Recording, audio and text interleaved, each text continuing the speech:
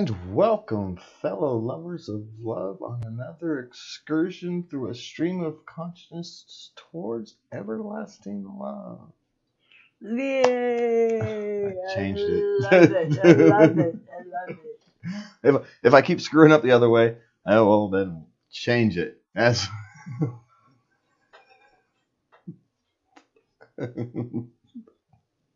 Works for me. Works for me. So we'll just change it. So good evening, all of you out there in Love Land, or whatever we want to describe it today. Oh wait, let's change our background. We'll do that tonight. It's a Hawaii vibe, feeling kind of a night, don't you think? I'm down. It's kind of relaxing. Well, we've got heavy issues, and so if you're gonna have heavy issues, you should be relaxed and able to deal with it. There's heavy issues on the table tonight. It's been a long week here in the studio. You've been very busy. We actually have something reminiscent of a studio now. Yes. Kind of. Nice desk. I finally got an actual desk instead of just a piece of wood put across a couple things, so that's nice. Let's see what else we've got. We created a space for your painting, to do some painting over there. Yes, I've been doing some paintings with watercolors, yes. My creative side. Of course, now the outer office is a mess. But you'll get to it. But it's not as bad as it actually looks. It's just disorganized. Is really all it is. Yeah. I've just been busy. I had to get this spot done because we had to be ready for tonight. I've got to be ready for tonight, and then I've got the TV show Monday, so we only have so much time to get this done. So, anyway, that's kind of our story for the week. We've been busy. Yes, I got to see my sister and my nephew after a year. So that's nice. Reasons weren't very... Yeah? The reasons weren't very pleasant. She was coming down to visit her grandchildren. Oh, she wasn't coming down because of the death in the family? No. No, okay. So it was a pre-planned one? Yes. So the timing was just timing? Yes. So no one tells me these things. I just drop you off and pick you up. Drop you off and pick you up. On occasion, I don't have to go pick you back up.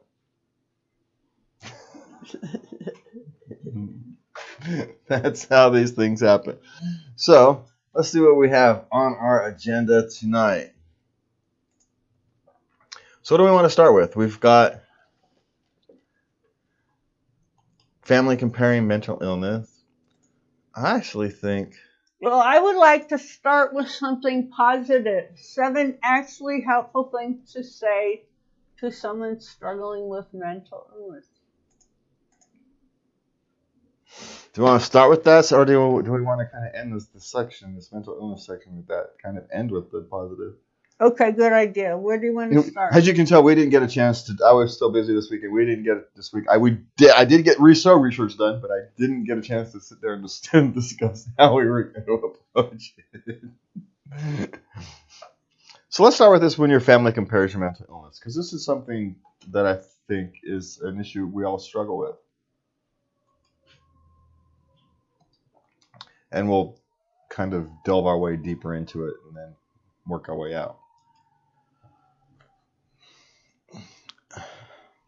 Now the article we've linked the article in the descriptions, so you can follow us along in the descriptions. There's I think Mental Health for the Mighty was a major source this week. So excuse me. So the Mighty. Yeah, the Mighty. Yes. So it's very common for people to try to relate in some way. Now, in this particular experience, it was kind of done in a negative way. Someone was having mental illness issues and then saying, well, your mother had it worse. Well, maybe so, but that doesn't downplay it. That doesn't negate their pain. Yes, or their issues or their troubles through life. Yeah, thankfully their mother had it worse, but or in a sense, I'm not as bad. They don't. I'm not as Thankfully, bad I'm as my not mother as bad. but I had to deal with my mother being that way. It's that creates its own trauma, and that's the part that we don't seem to understand. That people having to deal with mental illnesses and parents who have mental illnesses can lead to your own. Post-traumatic stress, anxiety disorders, obsessive compulsive disorders, all those can come from, trauma of having to deal with, parents with mental health issues. Or maybe not mental health issues, even physical health issues. If you're a child who ends up with a large caretaking role for a sick parent long before your years, at the end of the day, the end of the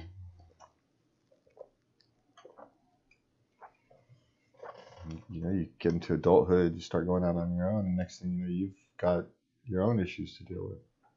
You developed your own idiosyncrasies. And we don't think about that. And there's two kinds. There's people who are trying their best to relate, and the only way they know how to relate is to relate somebody else's experience because they don't have the experience themselves. And that's one way. And then you got the other people who are saying, well, quit complaining because somebody else has it worse. So those are actually two different things. And we need to be careful that we don't treat them the same way. Okay. Because someone who's just trying to relate the best way they can, the best way they know how, and they can't comprehend in their mind. Right. They don't have any the best experience they have is they know somebody who's dealt with it. That's the best experience they have. And so they're trying to wrap their head around it. And that's the only thing they have to grab onto. That's the only thing they have to relate.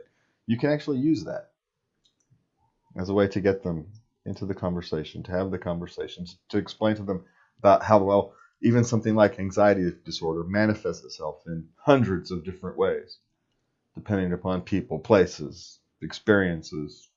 It all gets into the mix and all comes out in ways that can't be defined easily. And if you haven't gone through it, you don't know. Just like if you have a lifelong anxiety disorder, you don't know you have an anxiety disorder. You don't realize it. You just think the rest of the world deals with stuff better than you do. There's no frame of reference. You don't know what everybody else experiences. You only know yours. And so people are trying their best. Some people are trying their best to relate. And it's just clumsy because it's going to be clumsy. There's no non-clumsy way to really do it. Unless you've got specific training, you've considered its way through it. How many people have the time for that? I mean, they can try their best, but an average person, your cousin, your grandma, your aunt, what's the chances? Show them some of the love and compassion you want, and it goes a long way.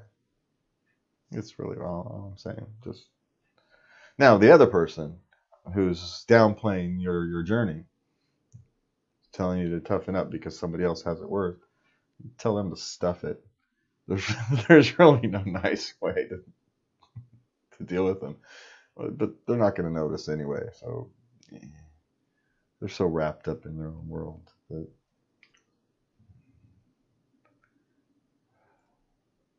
they want you to be who they expect you to be. And if you're not, well, it's your problem. And well, it's the fault is the problem. It's nobody's fault. It just is.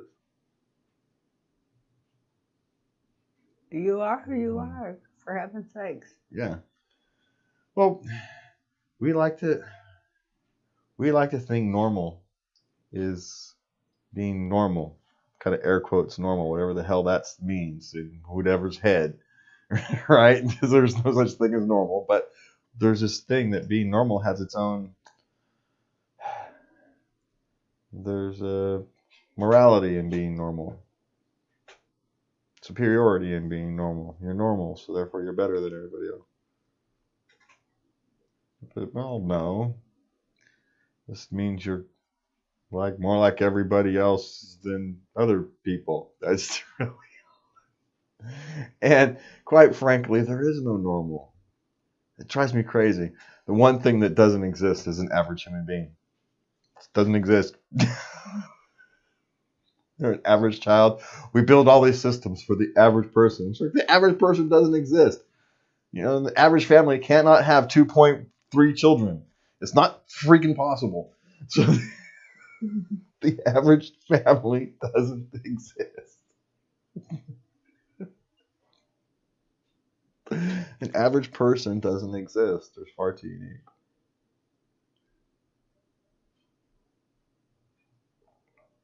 And it's that journey that that journey through mental illness is just as unique. Yes. And it's hard for people to relate. And so if someone's actually just struggling to relate, be kind, be compassionate.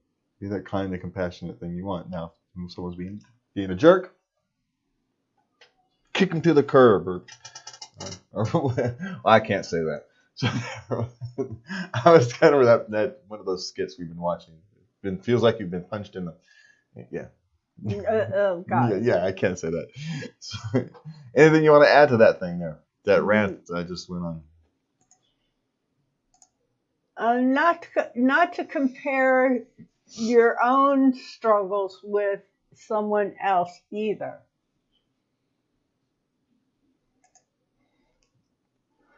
Yeah. Well, you dropped off on the thing. Somehow. That's okay. Yeah. Yeah, because you really did. You do want to be careful not to compare, because you don't know what other people are going through. You don't know if you've had it bad or worse or better than somebody else. It's hard to tell. Right. Just as people can't tell you, you can't tell other people. And that person who's trying to relate to you may be having their own struggles with mental health that they're not even aware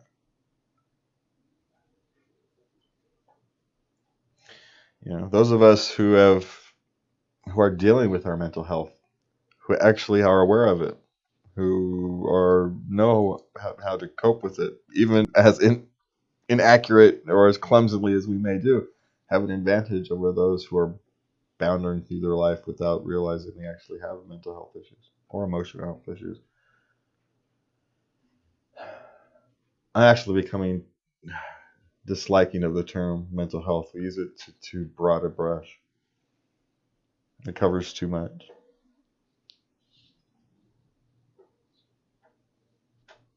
Okay. Well, because we use it to cover someone with a mild anxiety disorder, has a mental health issue, as the same thing as a person who has to be locked away for their entire life because they're literally insane. Those are both considered mental health issues. Well, it is a little broad, yes. That's why you have to continue the discussion and define what you're talking about. And I don't think it's fair to those people on this side, to the vast majority of people that they get brushed in with those literally insane. And it's not that I'm not compassionate to the people, but I'm trying to be more compassionate to those people who are trying to walk around and manage their way through life. We have to deal with this mental illness, and when average people hear it, they think of the insane asylum. Yes. And that's a big fear of people who they don't want to delve into the mental health field because they're afraid that's what's going to happen. Yeah, you're not processing the world correctly. All you really need is a little bit of help to help you realize that you're not processing it correctly, and how to help you manage your way through that and learn how to manage that. That's all you really need. But you're not processing the world properly, so you think that what's going to happen is they're going to send you to the insane asylum. They're going to go lock you away in a hospital because you shouldn't be out walking the world. Or they're going to think you shouldn't be out walking the world. But you're not dangerous to anybody. You're not even dangerous to yourself, except for the fact you have breakdowns every 3-4 years or something. And you have to put your life back together.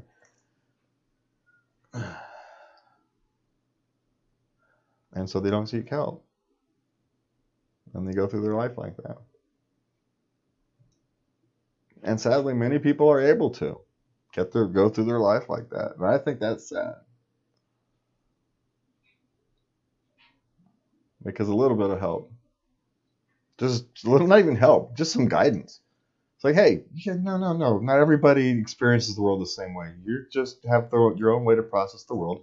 And you just need to realize that and develop a strategy to more properly manage the input you get.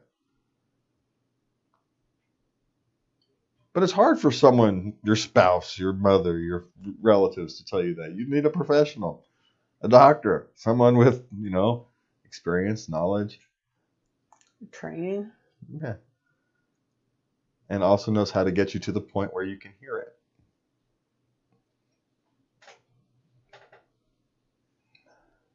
Counseling, therapy, whatever you want to call it, it's an art. It's as much of an art as it is a science. It's because we're all so unique. All right, so we'll move on to our next. So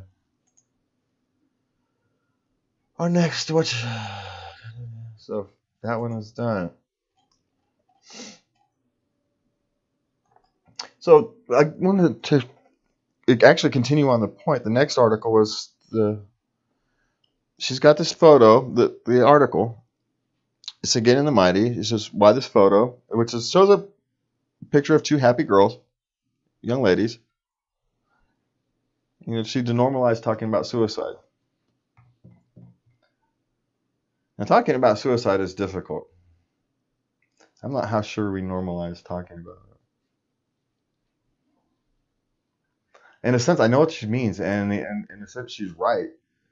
It's just, I'm not sure how we get there.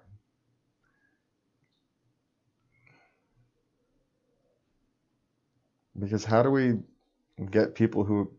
I'm lucky, despite all my lifetime of anxiety disorders, that's never a struggle I've had to deal with.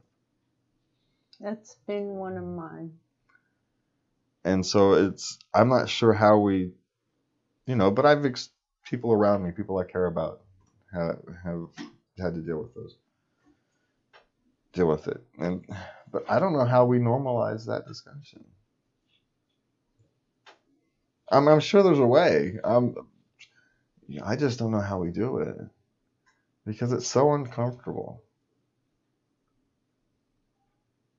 And if you're not somebody who's struggled with it, that's compassionate, open-minded, I can't wrap my head around it. I accept it. I know that its existence, and I know to be aware, and all the things, but I still can't wrap my head around it. I mean, kind of, but not really. You know what I mean?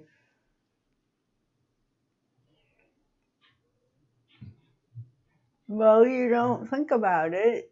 Yeah, it's one of the, if you don't... So why would you? Yeah. Well, because you have people you care about have had to deal with it, experience it. No, but I mean, it's not something you experience. So how would you have any frame of reference? Yeah. Well, and that's the thing. But if someone like me, who tries very hard and who's had people in their lives who's dealt with that issue, and you've tried very hard to understand it and still can't figure out how the hell do I talk with other people like me about it, I don't know. Well, if you can't figure it out, I don't know who can. It's just so, I'm willing to talk about anything. So we can sit here and we can have a discussion about suicide, but I don't know what brings people to that point. I know it can bring people to despair. I know it can bring people to say, I'll just keep driving past my exit and just keep on going and start a new life in wherever the hell I run out of gas. Right? That's a mental frame I can put myself in. But I can't put myself in anything. Well, I don't know about others, but for me, there's this tiredness.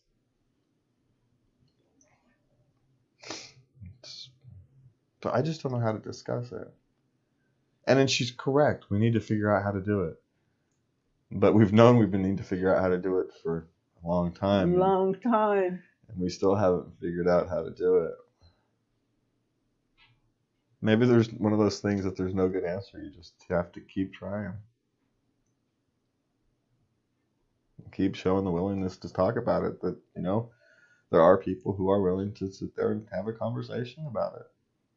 Won't judge you for it. Won't judge you for thinking it. Won't judge you because you tried it. We won't judge you for anything. Nothing but compassion and love.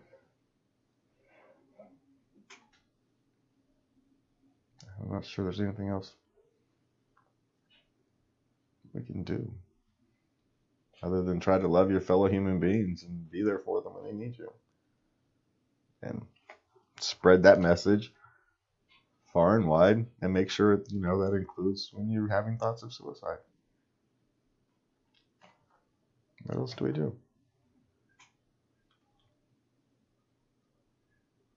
Nothing.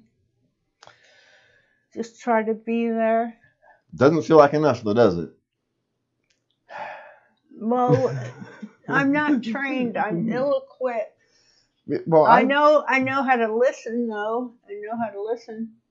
Well, we know how to listen, and we know how to get people into the resources. And I know to connect people to the resources. I was gonna say, yeah. But we know. I know when I'm in over my head. Yeah. So I'm decent at getting people to say, look, we can't handle this, but we can get you to people who can, and convincing them to do that. But they have to reach to you first. That's the thing. And so they have to be comfortable somewhere down deep. Which is odd. It means because for those of us who are open to that, we end up seeing it more often.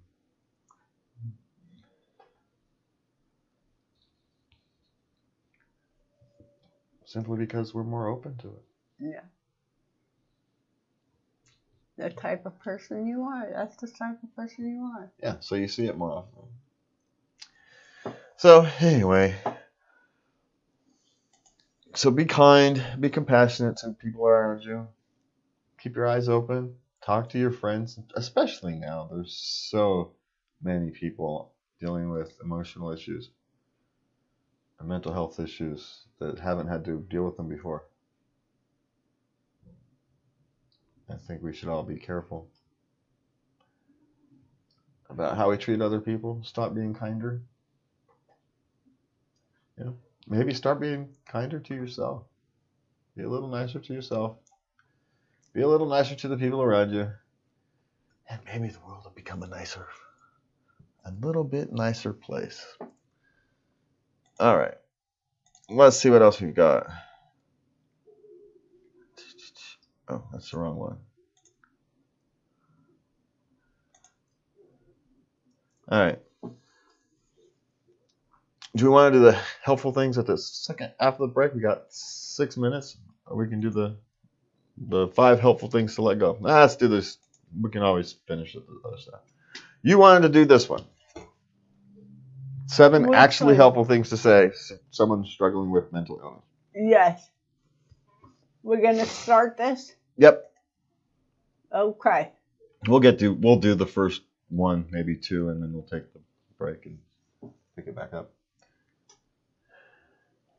All right? Yes. So do you want to do it, or do you want me? I'll start. Okay. Number 1, is there anything to ask? These are questions to ask.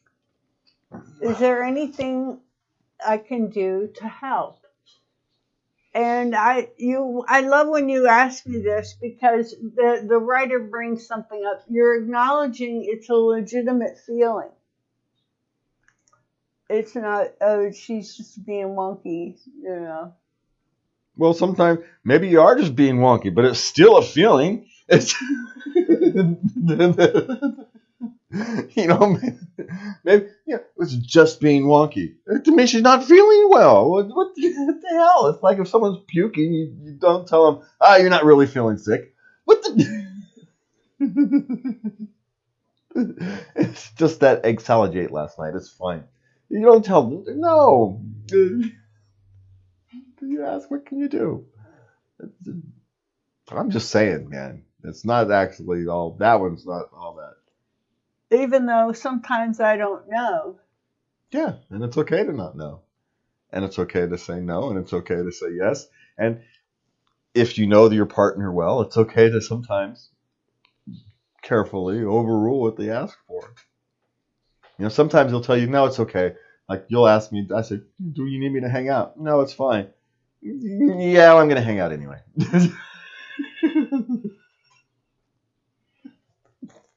I'm going to come hang out anyway.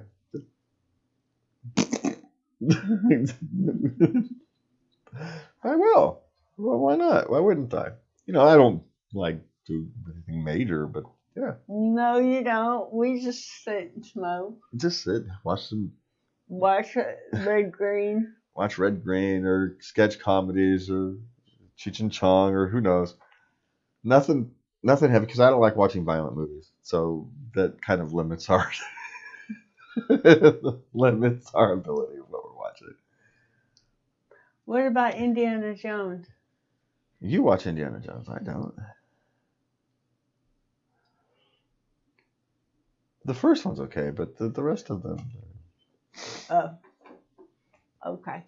They're just okay movies for me. That's all. Okay. I didn't know if those were okay. Yeah. Well, no, those are kind of lighthearted. Those are as much comedies as they are action adventure flicks. Those aren't really violent. That's what it is to me. That's what I think. They're not the gory violence that most of the movies and the kind of senseless violence that a lot of stuff is today. If you don't mind people, a good well scripted fight scene without blood and gore is fine. It's just there's so much gratuitous violence and gratuitous gore these days. I just don't have it distracts from the thing from me. It's like, can we move on to something that actually tells me something? It's just because it's a pure visual thing, and I don't get that the visuals don't impact me in the same way. It's that my memories, that's a whole back. I don't see pictures, right? Remember the whole thing? I swear it goes back to that. Yeah. So when it's just a big visual art form, can we get back to something that matters? Yeah, you killed him. That's fine. That's all I really need to know. He said, let's go. I don't need to see his head roll down the street. It's fine. You just need to tell me that he's dead. That's fine. You can tell me he's decapitated. That's fine. I don't need to know. I don't need to see all of it. Anyway, I'm rambling. All right, it is 10:30. You needed a break tonight, so we're going to go take a 5-minute break, and we will be back.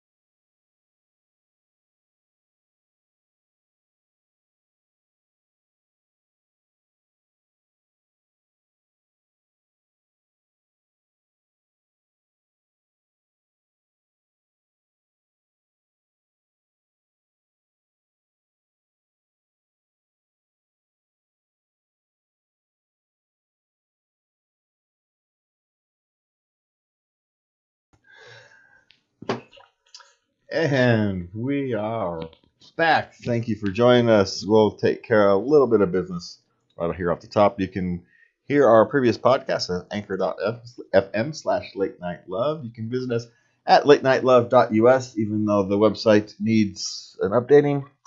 You can always find me on Twitter at Jazzrack, and you can send the Lovinator over there an email at love@latenightlove.us. I think that's all the business we need to take care of this evening. So, where were we at? We were at number 2. Do you want to talk? We are discussing 7 actually helpful things to say to someone struggling with mental illness. We're on number 2. Do you want to talk about it? This lets the person decide if they want to. It's empowering. Yeah, well, of course you want to ask them. You just don't want to talk about something, kind of force them to talk about it, and well, unless you're doing an intervention, so that's something different. That's a specialized field. That's a specialized occasion. That's not what we're discussing here. It's just one, but that's what I mean. These things are so complicated. You can't just exclude that possibility. That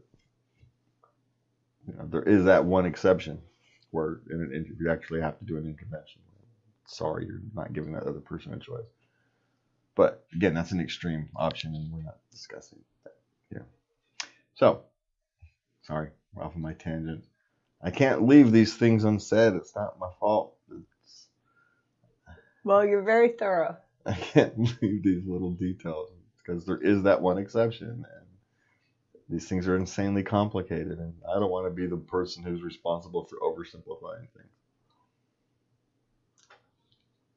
I want to make sure we cover as many bases as I can think of, anyway.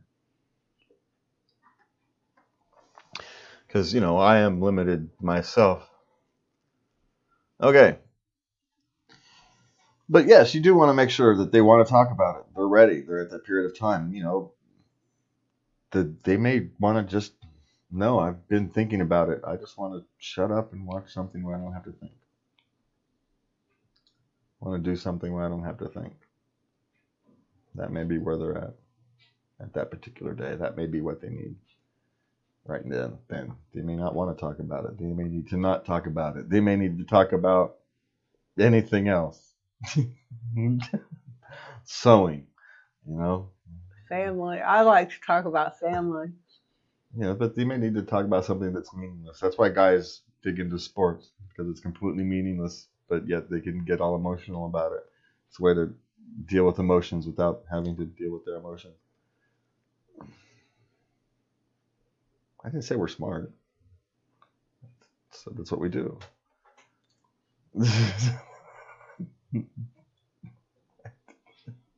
What? You didn't expect brilliance out of us, did you? We're brilliant in other ways. Okay, we can invent a phone system, but don't ask us to get in touch with our emotions easily. It's just, and it's not like it's our fault. It's like this has been a thousands upon thousands of year conversation. You can go back to ancient Egypt and whatnot, and they're having the same issues. So it's not like it's anything new. It's under the sun. It's in our genes. It's evolutionary. It is what it is. That's true. They found letters. Yeah, it's the same. In Egypt, we've seen documentaries. Why do you treat me thus? Yeah, it's just everybody. You treat your donkey better than you treat me. Yeah, you treat your donkeys. You treat your friends better than you treat me. Why does he let his wife run around? How do you make good children? How do you make productive children? All the same questions. That was the question for Delphi. Yeah, but it's all the same. It's all the same questions since the beginning of freaking time. We've always asked it's the same questions, man. The only thing that's changed is what surrounds the questions. The questions are the same. How do we get through life as best we can? How do I get my children through their life the best they can? just a fundamental question of life. There's no right answer. That's the problem. Also the beauty. It's individual. Yeah. And we went way off on that one. But yes, make sure you ask if you want to actually talk about it. They may want to not deal with it. I want you to know that I'm here for you. If or when you want to talk. And he goes to say, and I remember, he said he remembers people who said this to him. And I have too. Mm-hmm. Yeah. Well, but I remember, what I remember is the people who didn't mean it, who said it but didn't actually mean it. That's the ones I remember. If you say that, you damn well better mean it. Because if someone comes to you in a moment of crisis, they're putting a lot of trust in you. So if you say that, you damn well better mean it. That's all I've got to say on that one.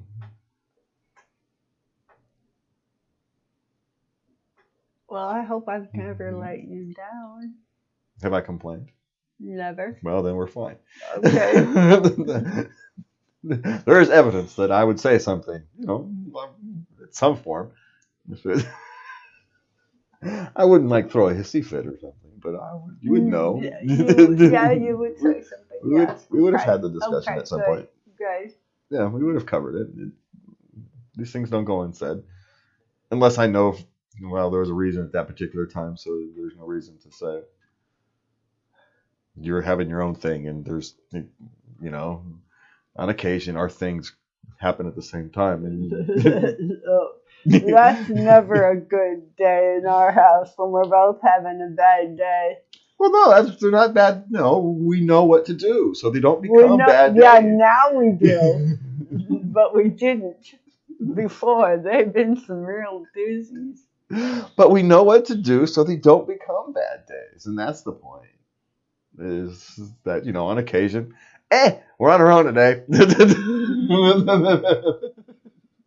It's like, hey, I'm having this issue, and I'm having this issue. Oh, so we're on our own today. Yep, all right. Yes, I'll see you when we want to smoke, and that's about it.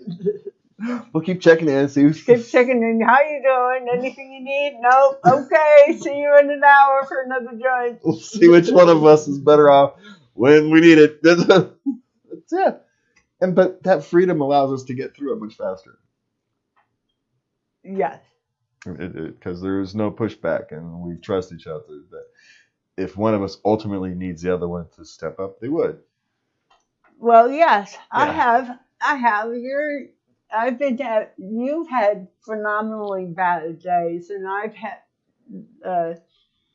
not too long ago, and I was a little bit off, but we were just keeping the house mellow anyway, so it didn't matter. I could just, keep to myself and just soldier through, Stick to the program. The system works.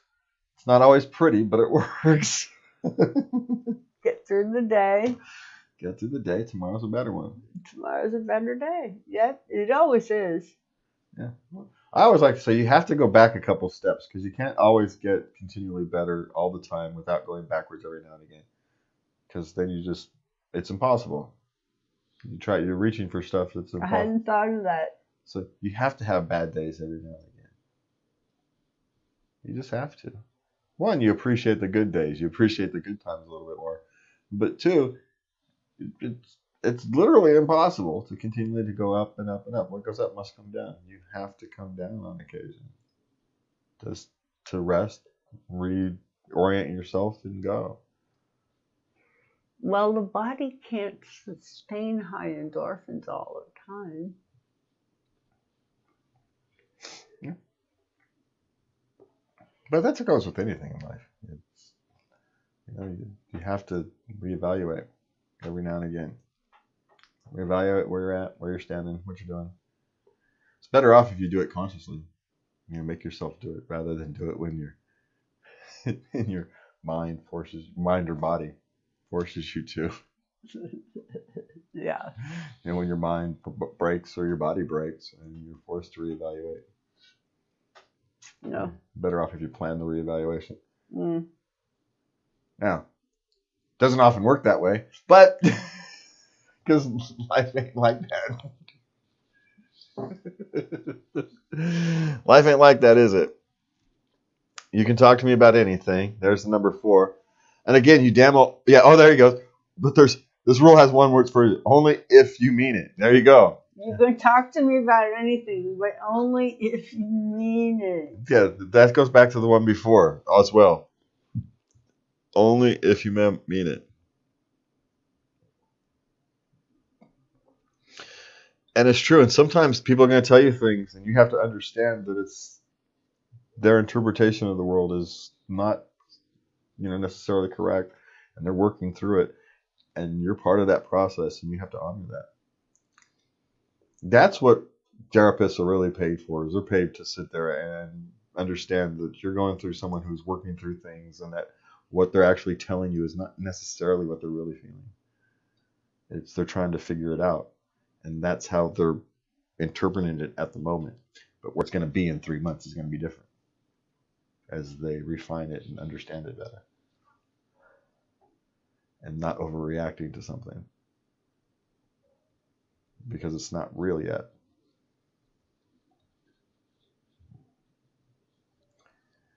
That's why the doctor-patient privilege, confidentiality is so important. You've got to be able to work your way through things that aren't real. If you're dealing with mental health issues, a lot of what you're dealing with isn't real. I mean, it's real that you're dealing with it, but it's not an accurate interpretation of the world around you. And what you're dealing with is trying to figure out how to interpret the world more properly.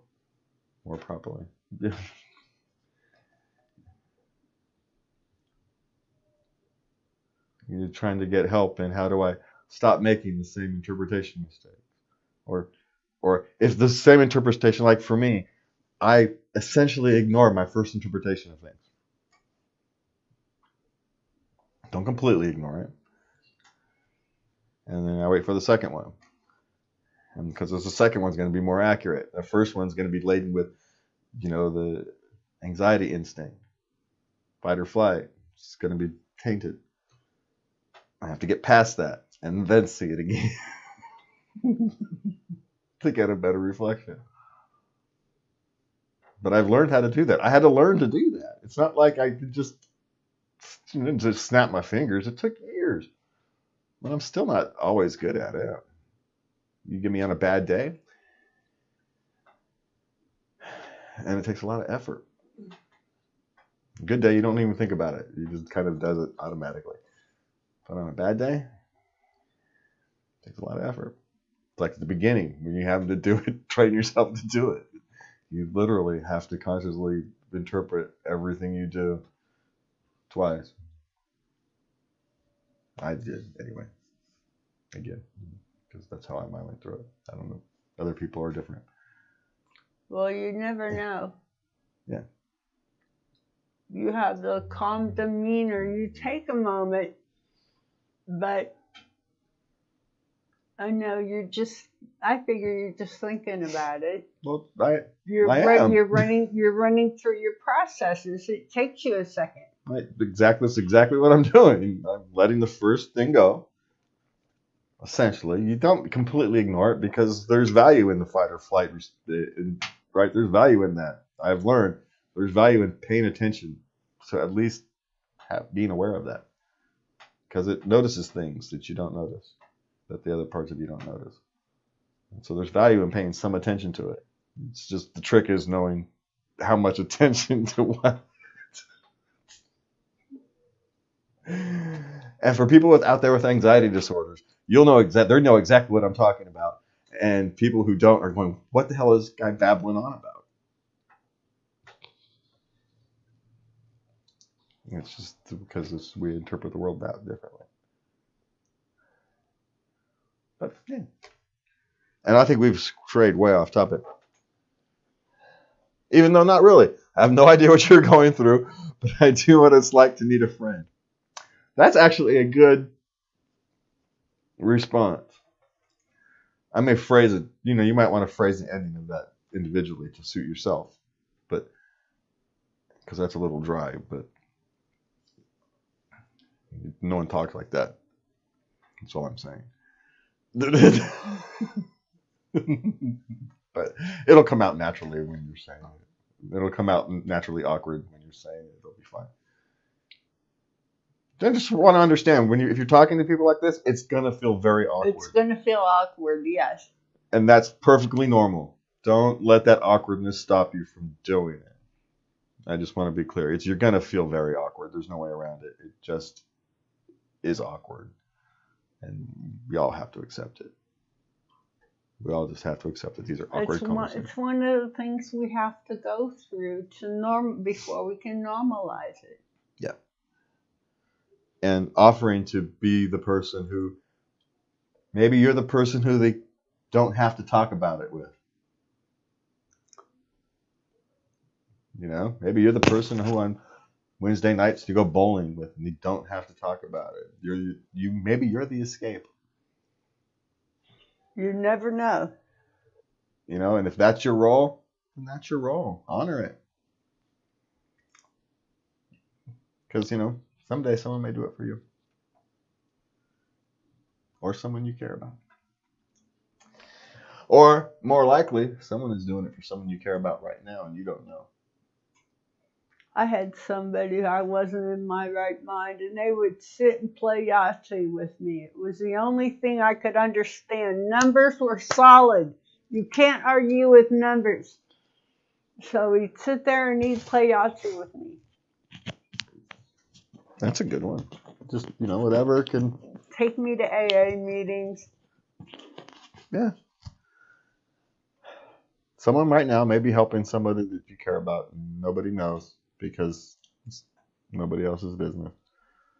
Someday you may be able to repay the favor to somebody else. If you're able. I try. And this is one other thing. If you're able, don't hurt yourself trying to do this. Don't hurt yourself trying to help somebody else. It's not how you make the world a better place. Find somebody that can help them. If your role is, look, I can't play this role, but I can find you somebody who can. I can help connect you with people and things who can help you. Then that's what you do. Don't try to play a role. Don't try to be a hero if you're not. And that's how you can be a hero.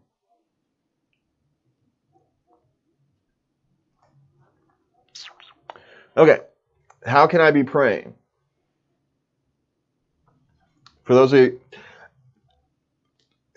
unless you don't hold a belief in God, I get it. For those who are God, for people who believe in the power of prayer.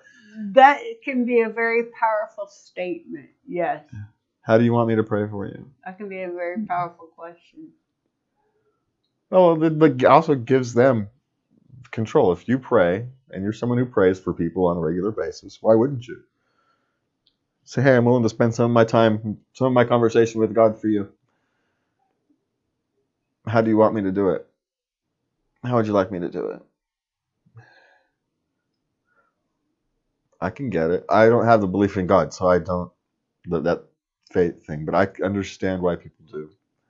And so I can understand that it gives, I can understand that could be very, one, you're sacrificing some of your time, some of your conversation with God for the love of God. I'm willing to spend some of the precious time I have with God for you. That is very powerful. It just is. It's a very powerful, especially if you're someone, if one or both of you have a strong faith.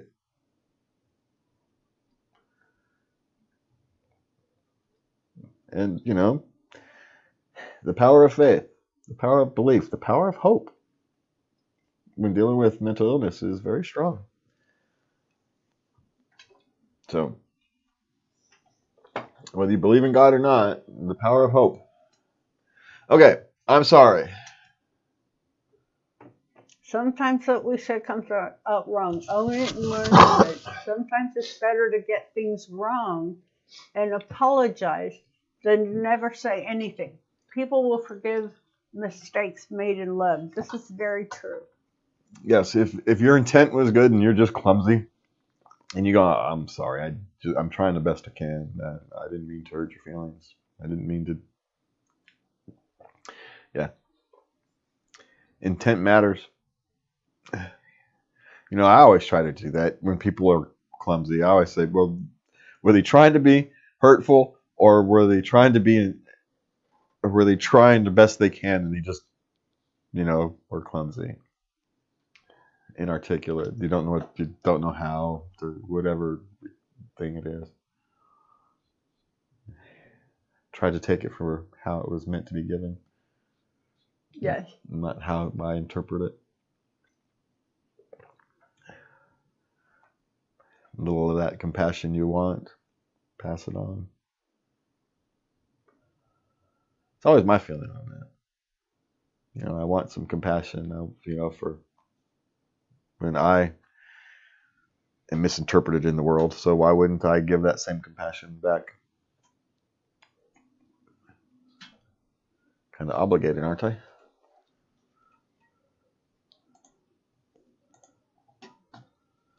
Aren't I? Yes. Anyway, I don't know. All right, so what do we got? We've got 10 minutes left. 5 ways to let go of the past and move forward. To live a happy and fulfilling life, it is important to learn how to let go of past failures and disappointments and not carry them with you into the future. Hanging on to pain, bitterness, and disappointment is a heavy burden. And yeah, because affects your mood, attitude, relationships, job, and all. Well, yeah, because carrying that stuff around only hurts you. No one else cares. Okay, the first thing is to talk about it. Unless you really talk about feelings connected to your past, you may not be able to move past them. Once you've spoken the words, you're beginning to release them from your mind and heart. Well, that's why talk therapy is actually so powerful. It is powerful. I was going to use that word. That's why talk therapy is so powerful. It lets you get something that's only in your head, that's only existed in your head, and make it real with somebody else. It's not like you just talking to the wall. You're talking to another knowledgeable person who can help you interpret it. But once you can make it real, once you can talk about it, and you can work through it, and all its warts and misinterpretations and negative emotions and trauma and all, then you can start working through it. But you can't start working through it until you can make it real. I mean, something somebody else can hold on to as well. And that's why it's, again, you go back to you have a counselor or a therapist, because it's important that you can make it real. Safely, where someone who's not going to use it as a weapon against you. Like you fear in a relationship. It's going to come back to bite you if you tell somebody they're going to be rejected. You have that fear of being rejected, even if nothing else.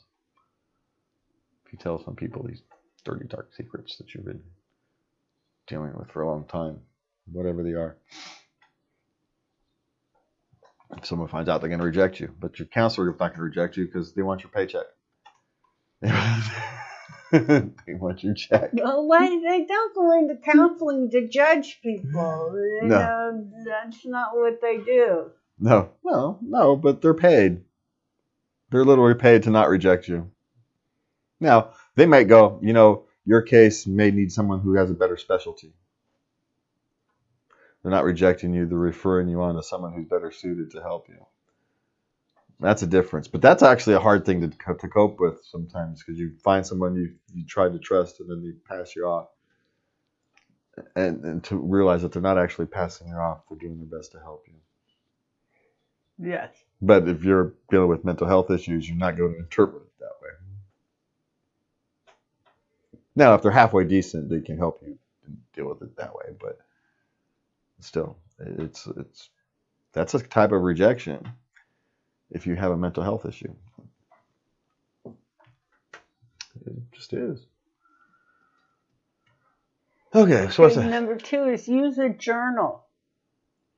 Physically writing your thoughts and feelings can release emotions, you can move past them. Yeah, I've journaled off and on. It can be pretty powerful, but well, I think if you don't have a counselor, maybe using a journal is maybe a good idea. If you don't have a counselor, if you can't afford one, because it can help make it real, you can help you work through it. It may, but that's a good suggestion. It's a tool. Maybe it's one of your tools. It's not one of these things. It's not everybody's tool. Like I never journal. I noticed when I journaled, I noticed I had a pattern of my mood.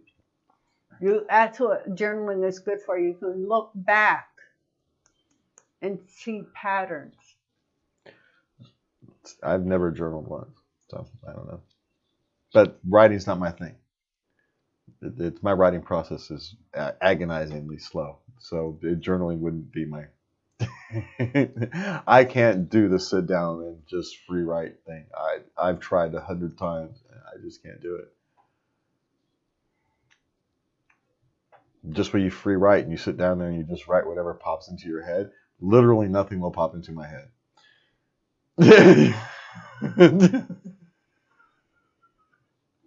Well, sometimes my journaling was just, good day. Yeah. Well, that's what they say. Well, then just write whatever. You don't have anything to write. I don't have anything to write. And that's what you write down, right? That's kind of the free writing. But that's what your whole journal would be. I don't have anything to write. Write what comes to your mind. Nothing that's come to my mind. That's what it would be. My mind is blank. That's there's something about when I sit down to actually write. I can sit down and talk and do a podcast and all that, and yammer on and go on tangents for hours on end, and yeah, I'm fine. I sit down and write all this stuff. You're dead. Yeah, it wouldn't happen, which is hilarious. All right, what's what we got next? Seek professional guidance. Well, that's we've been talking about that. And we want to stress that that's actually easier now than it's ever been in history of humanity. One, there's more of it. There's apps for that. You got telemedicine. More and more communities are being better at getting community resources, charities, churches. They're actually becoming more and more focused on dealing with mental health issues. We're still not very good at talking about it, but you know what? It starts somewhere. There's trying. I will criticize a lot, but I'm not going to criticize the effort to try. More and more people are trying, and that's a good thing. Yes. So the resources are out there. The number of ways people do it are out there. You can do it all from your phone now. You don't even have to. You can do telecounseling from your phone if you don't want to go to somebody's office if you're uncomfortable. Yes. If you're a younger person and you're used to doing all this stuff on your phone or apps, and there's an app for that. There's many apps for that. There's an app for that. All right, so what's next? Well, I skipped one. It said seek forgiveness. Forgiveness releases you from the burden of carrying the pain any longer. By choosing to forgive, you can stop thinking about the past so it won't control your future. Now, forgiveness is that comes with time, and I'm still waiting to forgive. For forgiveness to come with some individuals from my past, but I just try every day. I just have faith it's gonna get there. Well, forgiveness isn't for them. I know. But yeah, it doesn't make it any easier to do. So that's an easy Hell, statement. some of them are dead. Forgiveness is so you don't have to carry the burden around, but doesn't make it any easier to actually do because emotions are real. Yes. You might not be able to hold them, and they might be difficult to express. And in a sense, sometimes you can't deal with them until you can express them, which can be an ugly process.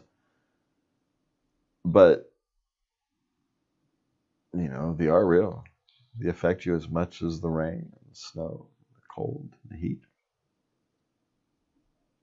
the lack of food, the overabundance of food. Emotions are like anything else. They feed you.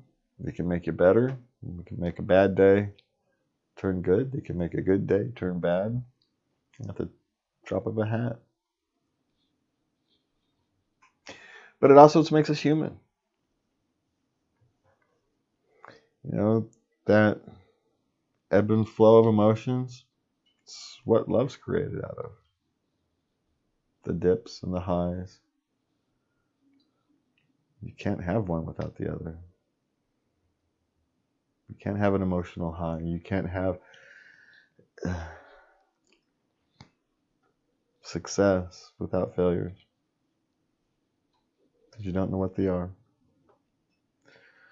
What we can try to do is love ourselves and love those around us more and more often. And with that, we want to wish you a good night. Please remember, for me and Lovey, to love everybody. Good night.